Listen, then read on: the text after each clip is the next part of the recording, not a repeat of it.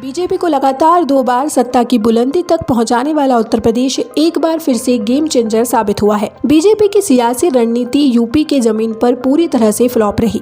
2024 के लोकसभा चुनाव में बीजेपी को सबसे बड़ा झटका उत्तर प्रदेश में लगा है। सपा कांग्रेस के गठबंधन ने बीजेपी और उसके सहयोगी दलों के विजय रथ को सूबे की कुल 80 सीटों में से आधे से भी कम सीटों पर रोक दिया। क्लीन स्वीप यानी सभी 80 सीटें जीतने का दावा करने वाली बीजेपी 33 सीटों पर सिमट गई। इसके चलते ही बीजेपी अपने दम पर पूर्ण बहुमत का जादुई आंकड़ा हासिल नहीं कर सकी। ऐसे में सवाल उठता है कि 2014 और 2019 में पीएम मोदी को सत्ता तक पहुँचाने वाले यूपी में बीजेपी इस बार कैसे हार गई? यूपी में बीजेपी इस बार अपने गठबंधन के दायरे बढ़ाकर चुनावी मैदान में उतरी थी। अनुप्रिया पटेल की अपना दल एस और संजय निषाद की निषाद पार्टी जैसे पुराने पार्टनर को साथ में रखते हुए बीजेपी ने जयंत चौधरी की आरएलडी और ओम प्रकाश राजभर की सुभा सपा जैसे नए साथी जोड़कर चुनावी मैदान में उतरी थी। वहीं सपा कांग्रेस ने आपस में हाथ मिलाकर चुनावी किस्मत आजमाई। यूपी की 80 सीटों में से बीजेपी नेतृत्व वाले एनडीए को 36 सीटें मिली है, तो सपा कांग्रेस गठबंधन 43 सीटें जीतने में सफल रही। बसपा को अकेले चुनाव लड़ना महंगा पड़ा और उसका खाता नहीं खुल सका। बीजेपी को सबसे बड़ा झटका पूर्वांचल इलाके में लगा है। उत्तर प्रदेश में बीजेपी ने 10 साल पहले अपने सियासी वनवास को खत्म करने के लिए अपने सवर्ण वोट बैंक को साधे रखते गैर यादव ओबीसी और गैर जाटव दलितों को जोड़कर नई सोशल इंजीनियरिंग बनाई थी। इसके सहारे बीजेपी ने यूपी में अपना एक छत्र राज कायम कर लिया था। लेकिन इस बार बीजेपी का सियासी समीकरण बिगड़ गया है।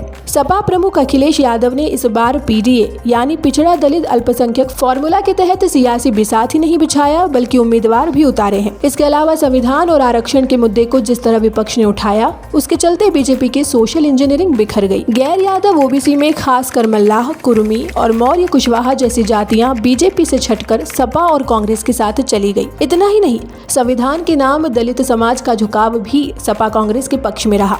इसके चलते बीजेपी को यूपी में सियासी मात खानी पड़ गई। बीजेपी ने उत्तर प्रदेश में अपने 62 मौजूदा सांसदों में से 48 सांसदों को 2024 के चुनावी मैदान में उतारा था। इतना ही नहीं, सूबे के सभी केंद्रीय मंत्री को भी चुनाव रण में उतारने का दांव चला था। बीजेपी 26 मौजूदा सांसद चुनाव हार गई है, जो पार्टी के लिए बड़ा संदेश माना जा रहा है। सांसदों के खिलाफ उनके क्षेत्र में एंटी इनकम्बेंसी बीजेपी नेतृत्व भाप नहीं सका और उन्हें चुनावी मैदान में उतारने का दाव महंगा पड़ा। ऐसे में माना जाता है कि बीजेपी के रणनीतिकारों ने सांसदों के खिलाफ स्थानीय स्तर पर जनता के बीच उभरे असंतोष को समझे बगैर मैदान में उतरने की वजह से 7 केंद्रीय मंत्रियों समेत कुल 26 मौजूदा सांसदों को सीट गंवानी पड़ी है। इसके अलावा माना जा रहा है कि यूपी में बीजेपी की बिगड़ी चाल के लिए सबसे अधिक जिम्मेदार पार्टी के ही बड़े नेताओं का अति आत्मविश्वास है और जिस तरह से स्थानीय और पार्टी के कार्यकर्ताओं की अनदेखी करते हुए टिकट का बंटवारा किया गया, उससे बीजेपी को बड़ा नुकसान हुआ। नतीजा यह हुआ कि भाजपा ने जिन 17 सांसदों का टिकट काटकर उनके स्थान पर नए चेहरे उतारे थे,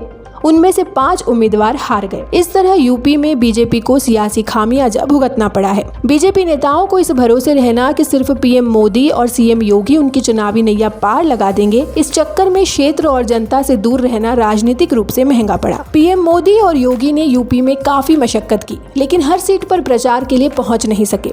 इस तरह पीएम मोदी के नाम पर जनता ने दोबारा वोट दिया, लेकिन जिन सांसद और नेताओं ने जनता से दूरी बनाए रखी थी, उनके लिए चुनावी मैदान में पीएम मोदी और सीएम का नाम काम नहीं आ सका। बीजेपी ने यूपी में खराब छवि वाले कई सांसदों का टिकट काटने से परहेज किया और कई सीटों पर विरोधी लहर को भी नजरअंदाज किया। इससे कार्यकर्ता हतोत्साहित हुए। विपक्ष के द्वारा यह आरोप लगाना कि अधिक सीटें जीतने पर यूपी से योगी को हटाया जा सकता है, इस नैरेटिव से भी असर पड़ा। खासकर ठाकुर खुलकर बीजेपी का विरोध करते नजर आए। उत्तर प्रदेश की 80 सीटों को जीतने के लिए बीजेपी ने कई नए प्रयोग किए थे, लेकिन चुनाव परिणाम बता रहे हैं कि उनके सभी प्रयोग फेल साबित हुए हैं। सरकार की कल्याणकारी योजनाओं के लाभार्थियों से संपर्क अभियान भी बेअसर रहा। टिफिन बैठक, विकसित भारत संकल्प यात्रा, मोदी का पत्र वितरण जैसे कई प्रमुख अभियान और सरकार की कल्याणकारी योजनाओं के लाभार्थियों को साधने की कोशिश भी नाकाम साबित हुई है। फ्री राशन वितरण और कानून व्यवस्था के मुद्दे पर बहुत ज्यादा निर्भर रहना कि इन दोनों एजेंडे से चुनावी नैया पार हो जाएगी, वो महंगा पड़ा। उत्तर प्रदेश में 2 लड़कों की जोड़ी हिट रही है।